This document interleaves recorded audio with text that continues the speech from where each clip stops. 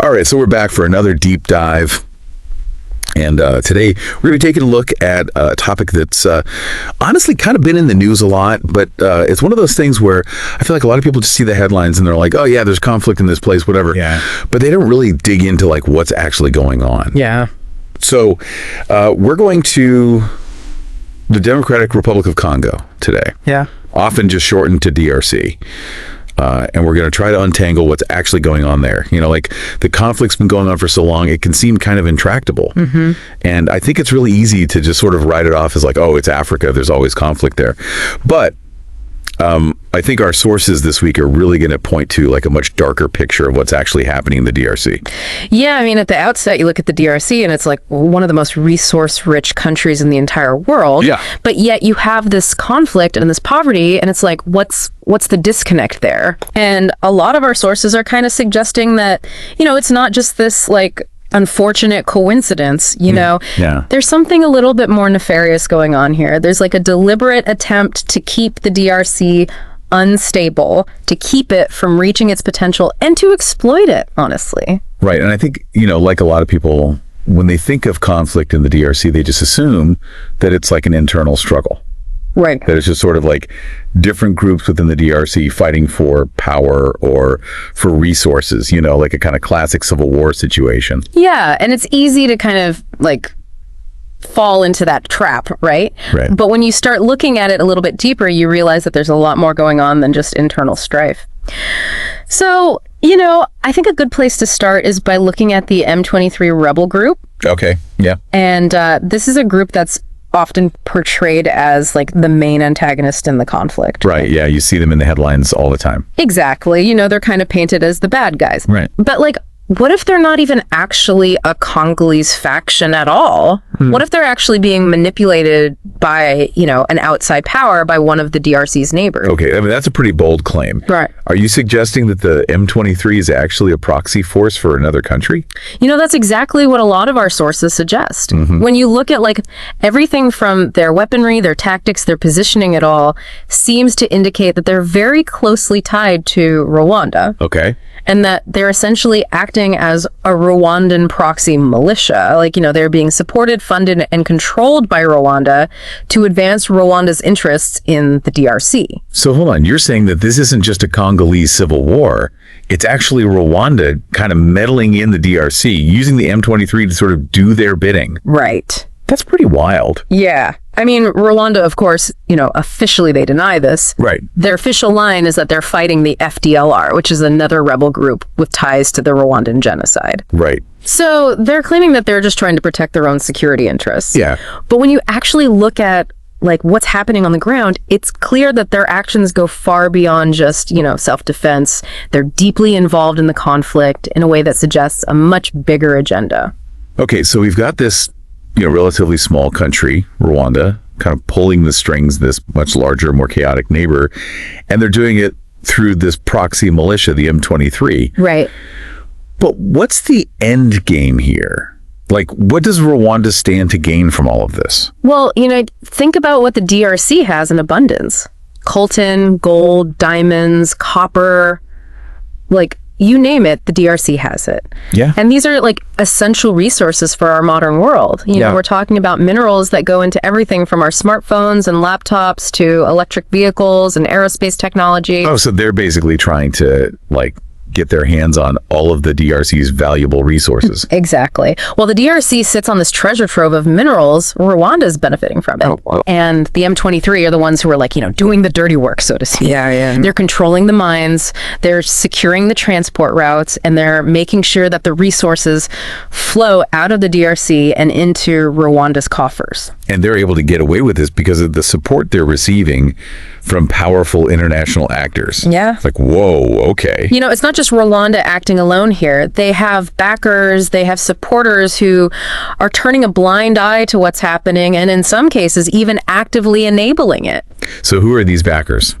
Well, our sources point to Western countries and Israel as being key supporters of Rwanda. Oh, wow. You know, they're providing them with military aid, they're giving them political cover, and they're basically allowing Rwanda to act with impunity in the DRC. It's kind of like a double standard, isn't it? Yeah. Like the DRC is struggling to defend itself, and yet Rwanda is being armed by the very nations that claim to be promoting peace and stability. Exactly. And it gets even more kind of like absurd when you consider that the DRC is actually under an arms embargo. Oh, wow. So they're actively being prevented from acquiring the weapons they need to defend themselves. Yeah. While Rwanda is receiving like sophisticated weaponry from these like Western powers, it's mind-boggling. It's like they're deliberately being kept vulnerable while their resources are being plundered. Yeah, I mean, it's starting to feel like we're in a real-life geopolitical thriller here. Right. It's like layers upon layers of intrigue and power plays. Exactly. This isn't just some isolated conflict in a faraway land. Yeah. This is a symptom of a much larger system of global power dynamics where, resource-rich nations are often exploited by those who have the means and the influence to do so. Yeah. And we can't lose sight of the human cost of all this, right? Yeah. Like, there are millions of Congolese people who are caught in the crossfire of this complex geopolitical game. Yeah. Our sources talk about widespread displacement, violence, a humanitarian crisis that's been unfolding for decades. Yeah, it's a tragedy of immense proportions. Right. It's often overshadowed by other global events. Yeah. But, millions of lives have been upended, families have been torn apart, a whole generation has been scarred by this conflict. Yeah, it's just absolutely heartbreaking. And it's a stark reminder that behind all of these headlines, all of this geopolitical analysis, there are real people whose lives are being impacted by decisions that are being made in, distant capitals. Yeah, it's easy to kind of get caught up in like the big picture, the geopolitics of it all. But it's important to remember that there are like real people who are suffering as a result of this conflict. Yeah, absolutely. Like all of this stuff that we're talking about, it's not just some abstract concept, right? Like it's having a real impact on millions of people's lives in the DRC. Yep. Our sources are full of these heartbreaking stories about people being displaced from their homes, families being torn apart, just like the violence and the instability that's become a daily reality for so many Congolese people. Yeah, and it's not just the violence itself, Right. It's also the fact that the DRC is being systematically looted of its resources. Right. And that's really what's crippling the country's potential. Yeah, it's almost like a cruel joke, right? Like this nation is so rich in resources, but its people are trapped in poverty. Yeah, exactly. But how exactly is this resource theft happening? Like, are we talking about like armed gangs just sort of going in and grabbing whatever they can? Well, it's a lot more organized than that. Okay. Our sources suggest that there are these like sophisticated smuggling operations in place. Okay. With the M23, playing a key role. Right. They're controlling the mining areas. They're securing the transport routes. Yeah. And they're basically making sure that all of these valuable minerals are flowing out of the DRC and into Rwanda. So I'm trying to picture this. Like, you have these trucks, right? Laden with coltan and gold and diamonds, just like crossing borders, enriching a select few. Right. While millions of people in the DRC are suffering. Exactly. It's like a modern day tragedy. Yeah. Fueled by greed and enabled by like this whole web of international relations. That's crazy. And it's not just impacting the DRC, Right. This is having ripple effects across the entire African continent. Yeah, yeah. Think about it. Like a stable and prosperous DRC could be a powerhouse for the region. Right, right. It could be like a driver of economic growth and development. Yeah. And our sources really highlight like the DRC's potential, right? They talk about how it has like these vast hydroelectric resources, like enough to power like huge portions of Africa. Yeah, imagine that. Right. Like a continent that's plagued by energy poverty. Yeah. Could be lifted by the DRC's resources. Yeah. But instead you have this conflict that's keeping all of that potential locked away. Right, right. And it's like leaving millions of people in darkness. Literally and figuratively. Yeah, and it's not just energy, right? Right. Like the DRC has incredible agricultural potential as well. Our sources say that they could feed billions of people. Yeah.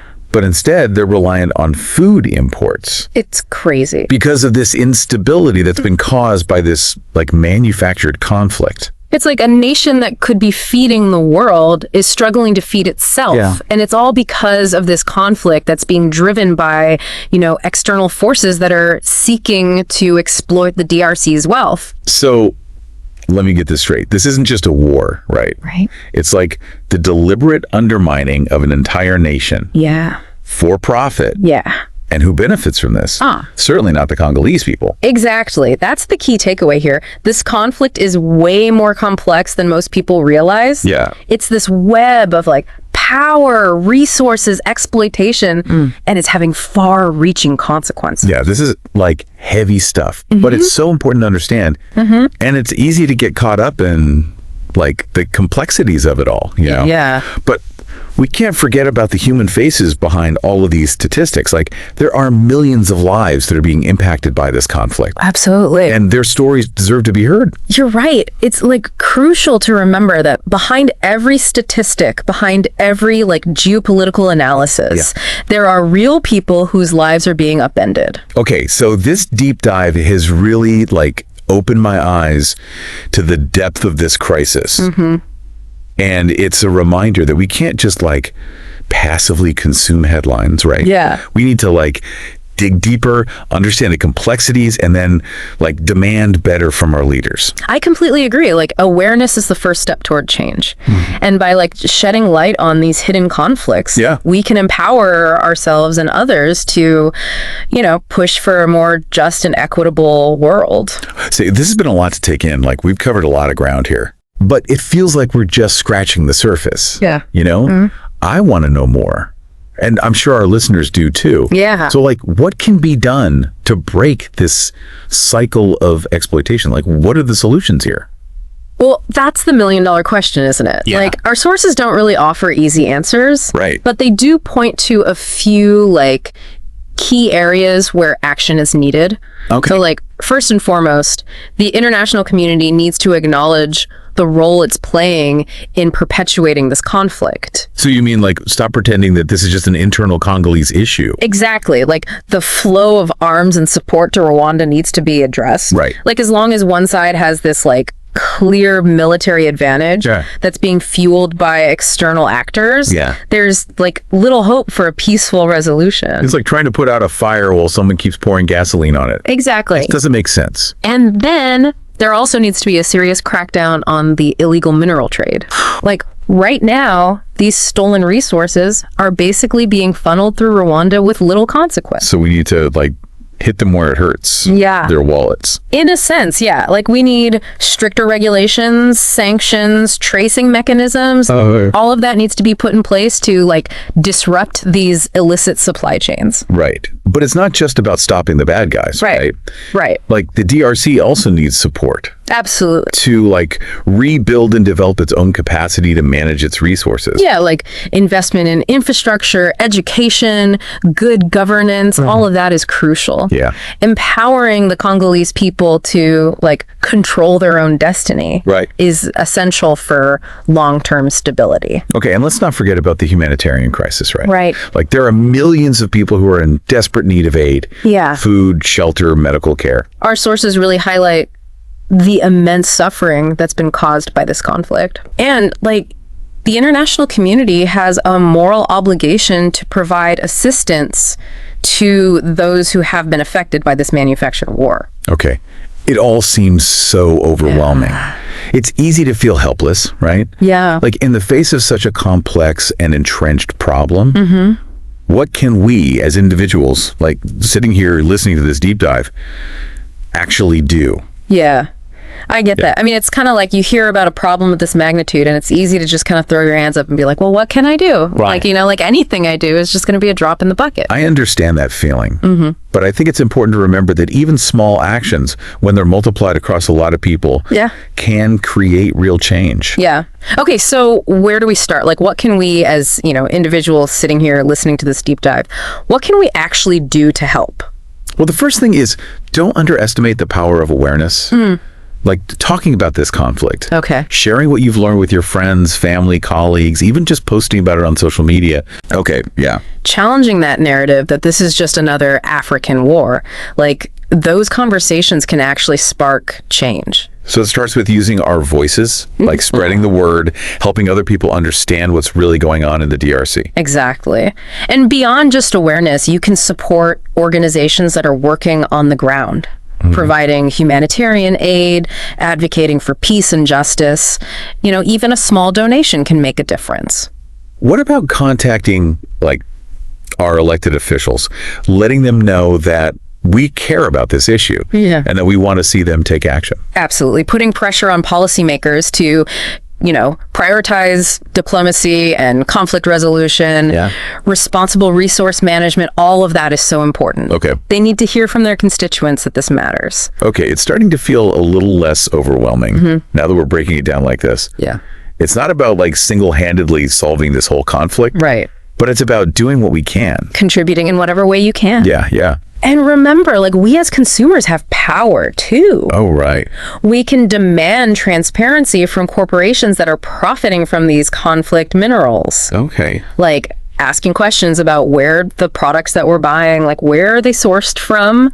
So it's about being conscious consumers. Exactly. And making choices that aren't contributing to this exploitation. Right. Every action we take, every conversation we have, it can contribute to a ripple effect.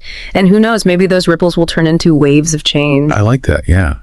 I'm definitely feeling a bit more hopeful now. Good. Informed, but also empowered to actually do something. Yeah. To be a part of the solution, even if it's a small part. That's the spirit. We can't afford to be paralyzed by the scale of the problem. Yeah. Every little bit of awareness that's raised, every action that's taken, it's a step in the right direction. So this deep dive has really challenged me to rethink what I thought I knew about the conflict in the DRC.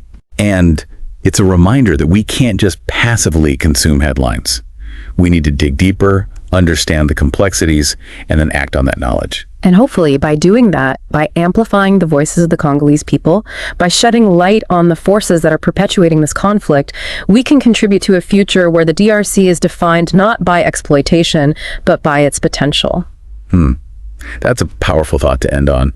Thank you for joining us on this deep dive into the conflict in the DRC. It's been a heavy conversation, but ultimately I think a hopeful one. And to our listeners, we encourage you to continue this exploration.